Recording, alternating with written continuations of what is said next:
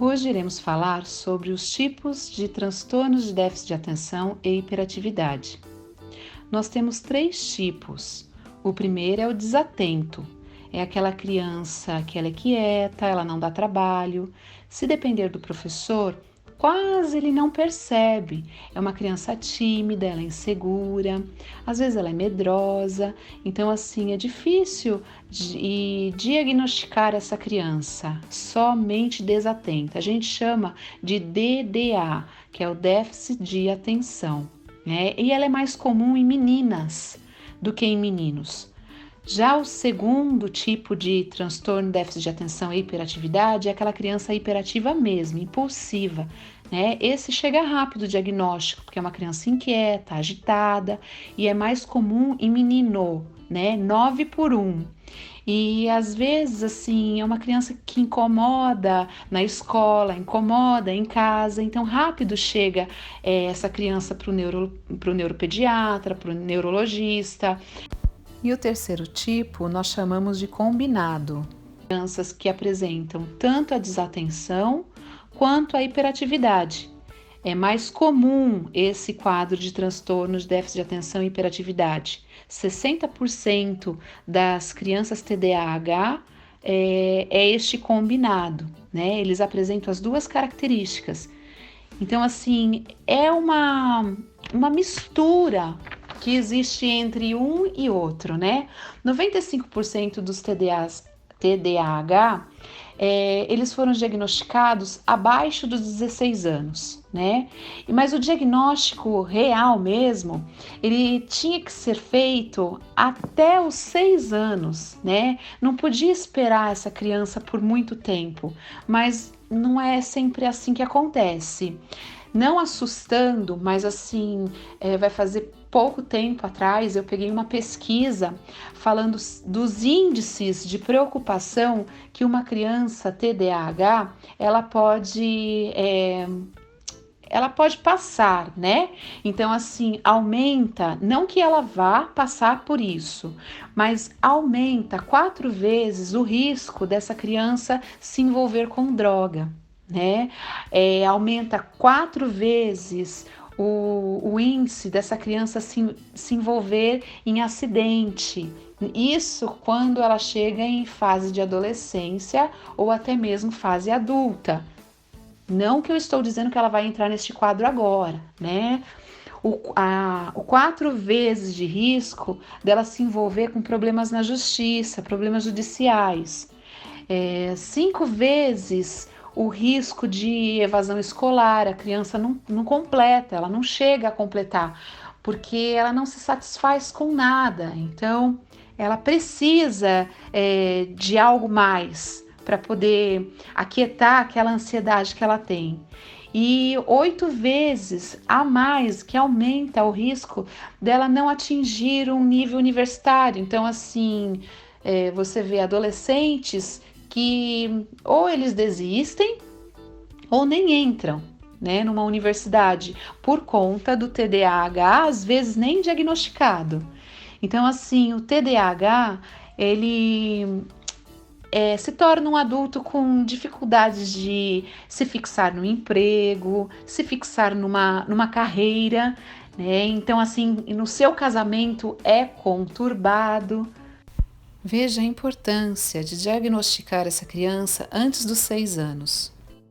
Porque se essa criança for diagnosticada, já vai entrar com tratamento para justamente ela não vir a fase de adolescência e a fase adulta com essas crises de ansiedade, de impulsividade, justamente para minimizar os prejuízos na fase adulta.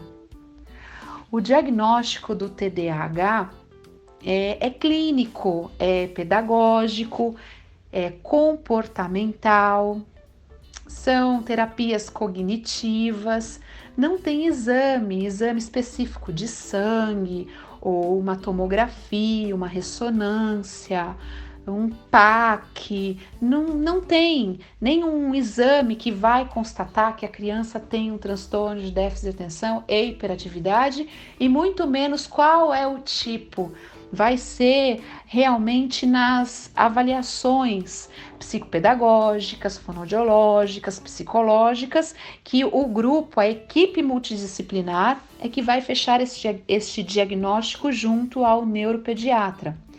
O diagnóstico nunca é feito por um profissional só, ele é um amparato de questões que a gente tem que observar. Então, preciso também do relato dos pais, o relato dos professores, saber quais são os prejuízos sociais, os prejuízos da aprendizagem.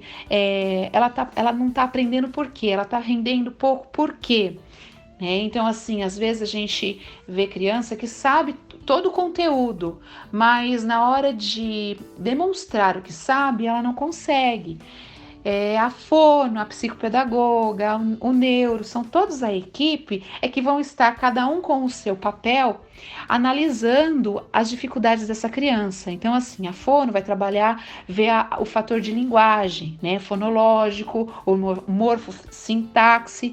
Então, assim, o psicopedagogo ele vai trabalhar com a leitura, a escrita, a matemática, enquanto o neurologista é aquele que vai ver as funções seletivas, memória verbal, é o único que pode medicar. Profissional nenhum que não seja o neuropediatra ou outro médico especialista que venha medicar essa criança.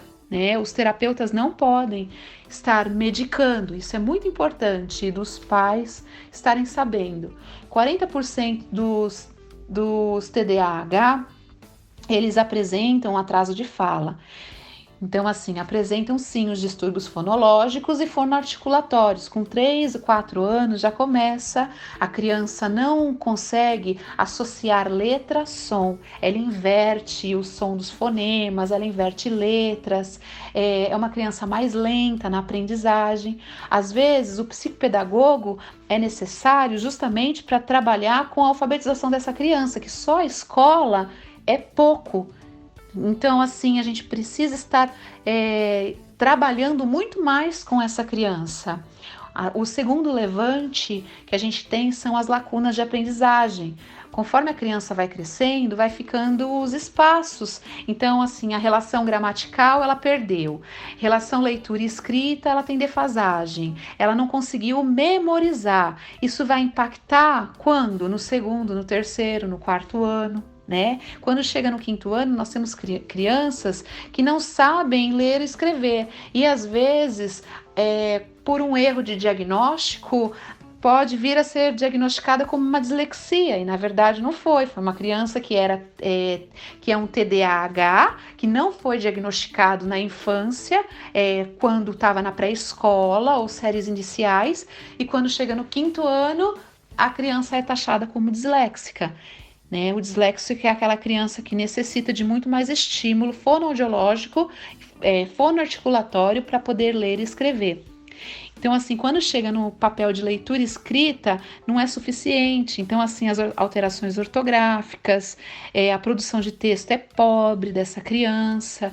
E muitas vezes ela não respeita pontuação, ela não respeita prosódia. O que é a prosódia? É o ritmo, Ela não sabe quando é uma interrogação, quando é uma exclamação. A mesma frase, ela não consegue transformar para outra entonação.